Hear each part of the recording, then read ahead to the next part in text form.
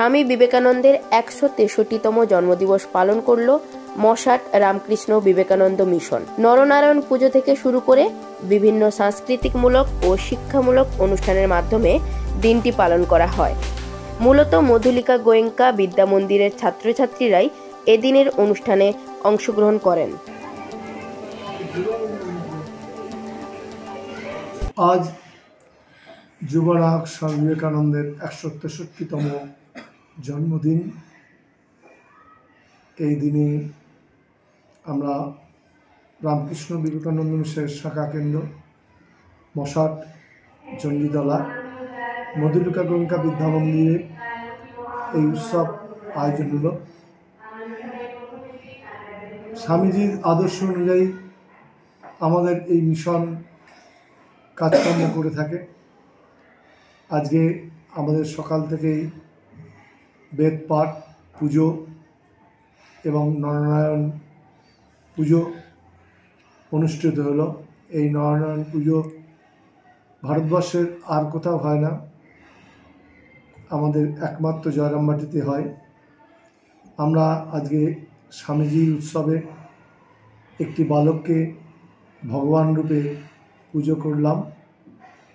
পুরোহিত মন্ত্র উচ্চারণ করে আরতির মাধ্যমে পুজো সম্পন্ন করল এবং সেই বালকটিকে ভগবান রূপে পুজো করা হলো।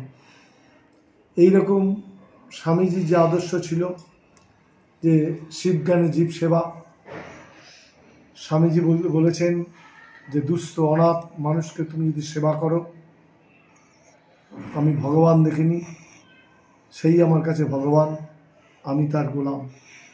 আজকের দিনে স্বামীজির আদর্শকে অনুসরণ করে যে মানুষ এগিয়ে যাবে সে অনেক উচ্চে প্রতিষ্ঠিত হতে পারবে। রামকৃষ্ণ বিবেকানন্দ মিশন স্কুল মধুমিতা গোয়েঙ্কার বিদ্যালয় যেটা, সেটা কয়েক বছর আগে এখানে প্রতিষ্ঠিত হয়েছে। তাদের পঠন পাঠন শুরু করেছে এবং এই মিশনের তো একটা নাম আছে অন্যান্য জায়গায় এবং তাদের একটি শাখা, এটা শিয়াখালা শাখা, এবং আমরা খুব গর্বিত। আমি প্রথম দিন থেকেই আছি, নির্মাণের সময় থেকে। আমার বন্ধু বা রঞ্জন চক্রবর্তী সক্রিয়ভাবে যুক্ত এবং মহারাজদের সান্নিধ্যে তখন থেকে স্কুল সম্বন্ধে আমি জানি। এই স্কুলের পঠন পাঠনের মানও খুব সুন্দর এবং অনেক ছাত্রছাত্রী আমাদের ওখান থেকে ভর্তি হচ্ছেন, প্রায় ৭০০ এই বছরই ছাড়িয়ে গেছে। দেখুন, একটা জায়গায় তো শিক্ষার বাণিজ্যিকরণ হয়ে গেছে এবং মানুষ তার বেটার এডুকেশনের জন্য ছেলে মেয়েদের অনেক জায়গায় দেখছে যে অনেক সরকারি থেকে যে কোনো মিশনারি বা সেন্ট স্কুল এগুলোর দিকে যাচ্ছে। যেহেতু আমিও শিক্ষার কর্মাধ্যক্ষ হুগলি জেলা পরিষদে, তবুও মনে হয় যে এই ধরনের যে মিশনারি স্কুল, আমি নিজেও মিশনারি স্কুলে পড়াশোনা করেছি কলেজে, এই স্কুলগুলো একটা অন্য শিক্ষায় শিক্ষিত করে। শুধুমাত্র কারিগরি শিক্ষা বা শুধুমাত্র পুঁথিগত শিক্ষা নয়, তার সঙ্গে মানুষের সমস্ত কিছু, অন্তরের সমস্ত কিছু বিকাশ করার জন্য তার দয়া, মায়া, মমতা, তার সেলফ কনফিডেন্স, আত্মবিশ্বাস, এই সমস্তগুলোর ক্ষেত্রে এই স্কুলের একটা অনস্বীকার্য কার্য ভূমিকা আছে এবং এই স্কুল অচিরে এই স্কুলের একটা, এই এলাকার একটা অত্যন্ত নামকরা পরিচিত প্রসিদ্ধ স্কুল হতে চলেছে। আর আজ স্বামী বিবেকানন্দের জন্মদিন, আবির্ভাব তিথি, এটা নিয়ে তো নতুন করে কিছু বলার নয়। স্বামী বিবেকানন্দ আমাদের বিশ্বাসের মধ্যে, আত্মবিশ্বাসের মধ্যে, আমাদের প্রতিদিনের জীবনযাপনে আছে। তার চরৈবেতি মন্ত্রেই আমরা এগিয়ে চলেছি এবং আমি নিজে ব্যক্তিগতভাবে জানি যে সারাদিনের পর সারাদিনে আমার এক পাতা বিবেকানন্দ যদি না পড়ি, স্বামী বিবেকানন্দ যদি আমি এক পাতা না পড়ি, আমার মনে হয় সেদিনের দিনটা আমার অসম্পূর্ণ রয়ে গেল, কোথাও একটা দিন সারাদিনের মধ্যে ফাঁকা রয়ে গেল।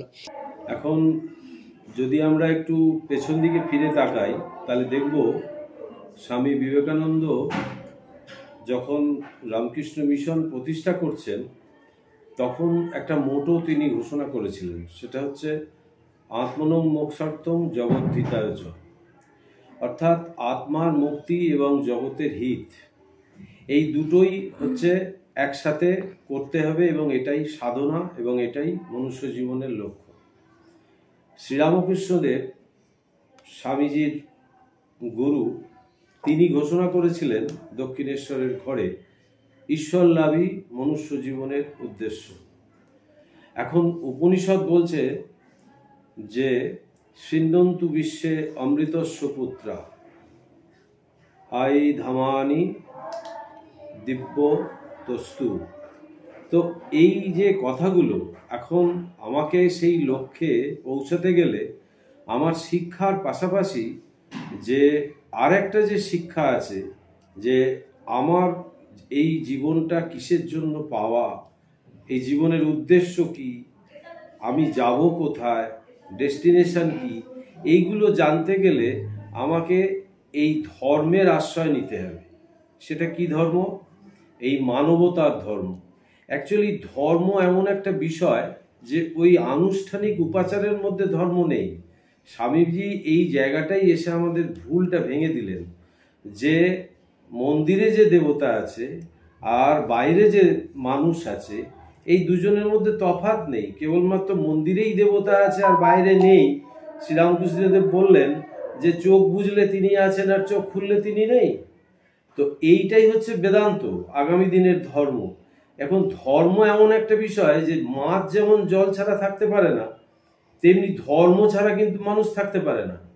উপনিষদ বলছে ধর্মেন হীনা পশুভি সমানা, অর্থাৎ ধর্মহীন ব্যক্তি পশুর সমান।